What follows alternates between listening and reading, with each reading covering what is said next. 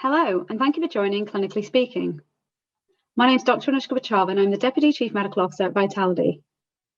Today, I'm delighted to bring you a unique episode on Clinically Speaking, targeting the difficult conversation around mental health. I'll be joined by a well-established and well-known speaker in this space, Rob Stephenson. Rob Stephenson has been a champion of mental health for several years.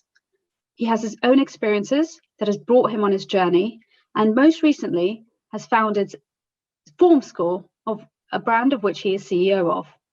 He also is a founder of the InsideOut LeaderBoard. I'll let Rob tell you a little bit about what those are. Hi Rob, haven't seen you in a year. A lot's changed. How are you doing?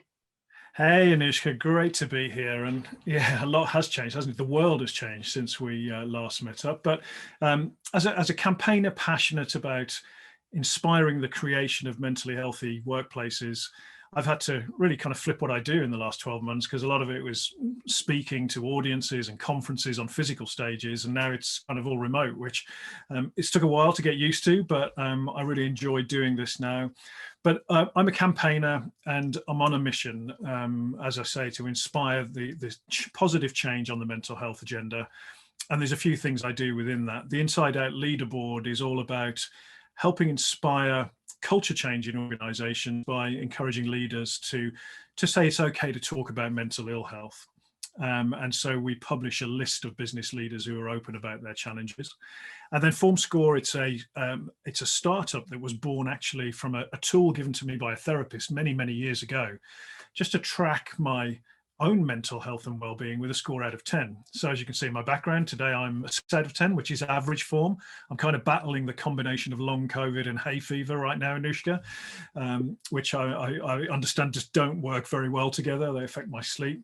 But it's a simple concept: track your score and then share that score via an app with others that you care about. So trusted friends, colleagues, family members, to just know when a friend might need a check-in. So it's enabling sort of peer support between people you care about. Then at an organizational level, we aggregate that up to give a kind of real-time measure of a employee, but also organizational well-being and team well-being. What a fantastic idea, Rob. I'll share with you that my Form score is 7 out of 10. Sorry to hear you're battling long COVID. I'm lucky I'm not battling long COVID, but I'm definitely suffering from the hay fever, although happy to be given the sunshine. And great, Rob, to hear that you are opening up the conversation in the mental health space and allowing for that communication, the transparency, and the destigmatization that needs to happen. So really great to hear. As you know, at Vitality, we are forefront in prevention and wellness, and very much champions of healthy workplaces. I'd love to hear, Rob, about what you've learned, particularly in the last year, around workplaces. But before we go there, Rob, I'm sure the audience won't mind me saying you have your own interesting story and experience, and I think it would be great for you to share that with everyone today.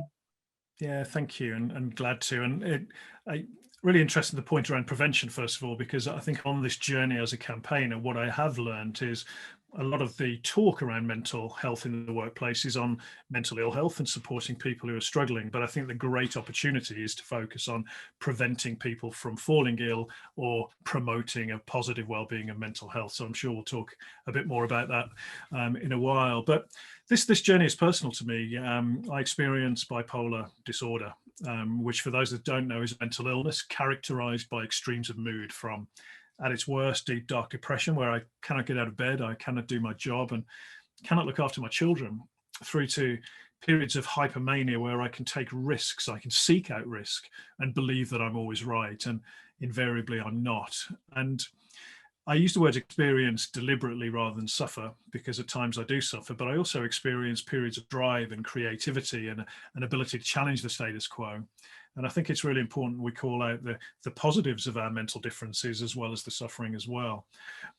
But like many people with a mental illness, I was diagnosed. I then took some time to come to terms with that diagnosis. And there were some pretty dark times where I kind of wanted it all to be over, and even tried to end my life at one point, where I'd lost hope and I felt a sense of futility. But post those dark times, with the love of close friends and family, I learned to manage my condition with therapy and medication, but also in building up that self-awareness of what is driving my mental well-being. So making sure I exercise, prioritizing sleep, working on my social connections, and became reasonably productive at managing this challenge. But did so under the radar, Anushka, because I had a fear of how I'd be perceived. I didn't even think that we should be talking about mental illness, and that is because of the stigma, that fear of how contacts would perceive me, whether I'd lose business, whether I'd lose my staff or my friends. And I thought that's just how you had to be. And this took me till 2017. And in 2017, in the UK, we saw people opening up a bit more. I think Prince Harry and Prince William had a role to play in that by sharing their stories. And I thought, why am I hiding this? Why am I carrying the burden of hiding it? And why am I putting physiotherapy in my diary every time I go and see my therapist? Anushka, my team must have thought I have the worst physiotherapist in the history of physiotherapy that could not fix my back injury. So it's always a bit of a long story, this, but I shared my challenges in a pretty awkward Facebook post, if I'm honest. But the reaction to that post changed my life and changed my direction, because not only was I getting people reaching out and checking in and see if I was okay, I was getting people sharing their stories back. People really close to me saying, I experienced depression, I've tried to end my life, my business partner has bipolar. And my eyes were opened to how many people experience a mental health challenge, but do so in silence because of the stigma. And that realization motivated me to get involved in the movement to smash that stigma, particularly focused on the workplace. Thank you, Rob, for sharing your story, and one that is incredibly powerful, not only from your own experiences and how you've spun it and turned it into something very positive for yourself, but also for those around you, and opening up, as we said earlier, the communication channel. So, Rob, things have changed in the last year with COVID-19 and the shift in work-life balance, and also work-life and where that happens has changed. What impact do you see that having on employees of today? It's a big question, Anushka, and it's a good one. I think mental health and well-being were one of the, excuse me. I think it's a great question, Anushka, and it's a big one. Mental health and well-being were one of the great challenges and opportunities of our time before the pandemic. And I think the pandemic has accelerated that. And I think it's democratized mental ill health to a certain extent. And what I mean by that is that 100% of us will know what it is like to struggle with our mental health to some degree or another as a result of the pandemic. It might just be as simple as the stresses of homeschooling, or people being isolated, or anxiety of the virus itself, or worries about the economy. But we've all suffered to some degree. And for me, I think this has the potential to create a greater degree of empathy for those that struggle more regularly. And I think people in our immediate networks, people who might be our clients, might be in financial difficulties, might be experiencing the stress as a result of those things. Actually, we will be touched by mental illness more and more. Now, that's pretty sad, and we need to help people. But also, I think it's an opportunity to really accelerate the mental health agenda in the workplace as we travel through the pandemic to the next normal, or to the new normal, or whatever you want to call it. So we've certainly seen an increase in talk about mental health in the workplace. I've personally seen organizations go from doing not much to doing quite a lot, and I've seen organizations go from doing a good amount to doing a great amount. But we need to see that sustained investment of time and resource of senior leadership teams. We need to see mental health remain a strategic priority of organizations. And we need to see more, basically. So there's some good practice out there, but actually thinking around how people are going to be feeling as a result of the pandemic. We're already seeing levels of exhaustion and potentially burnout. We're seeing fears of returning to the big wide world, that anxiety post-lockdown, where are people going to feel psychologically safe going back into crowded areas in the workplace?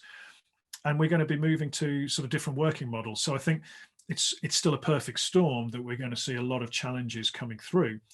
But I think we have seen some good practice, and we've seen some acceleration of workplaces investing in mental health and well-being as a result of the pandemic.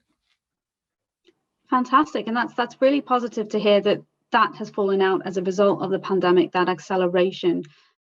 Thanks so much for watching part 1 of our mental health and the return to work episode with Rob Stephenson. In part 2, we'll look at what good practice is in regard to promoting mental health and wellbeing in the workplace. Rob will highlight the top 5 things employers can be doing right now to promote mental wellbeing. We will also explore digital fatigue and discuss what the new normal and return to work will look like. It's definitely not one to miss, so be sure to keep those eyes peeled for the second part of this Clinically Speaking episode.